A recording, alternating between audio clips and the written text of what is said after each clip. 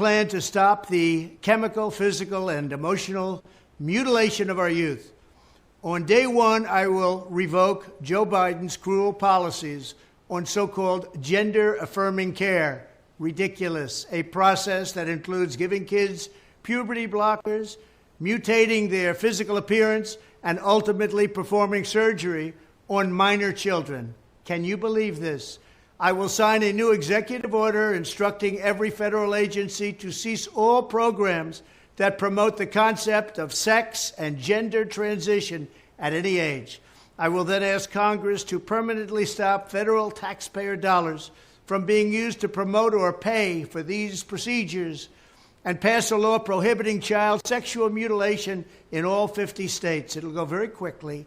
I will declare that any hospital or healthcare provider that participates in the chemical or physical mutilation of minor youth will no longer meet federal health and safety standards for Medicaid and Medicare and will be terminated from the program immediately. Furthermore, I will support the creation of a private right of action for victims to sue doctors who have unforgivably performed these procedures on minor children. The Department of Justice will investigate Big Pharma and the big hospital networks to determine whether they have deliberately covered up horrific long-term side effects of sex transitions in order to get rich at the expense of vulnerable patients, in this case, very vulnerable.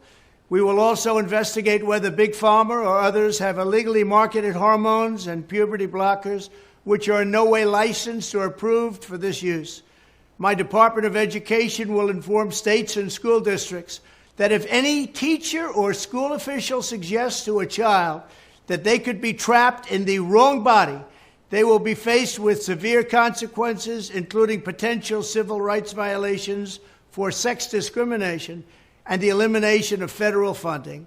As part of our new credentialing body for teachers, we will promote positive education about the nuclear family, the roles of mothers and fathers, and celebrating rather than erasing the things that make men and women different and unique. I will ask Congress to pass a bill establishing that the only genders recognized by the United States government are male and female, and they are assigned at birth.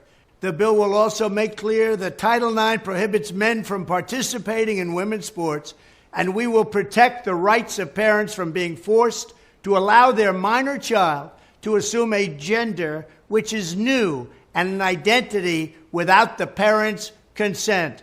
The identity will not be new, and it will not be without parental consent.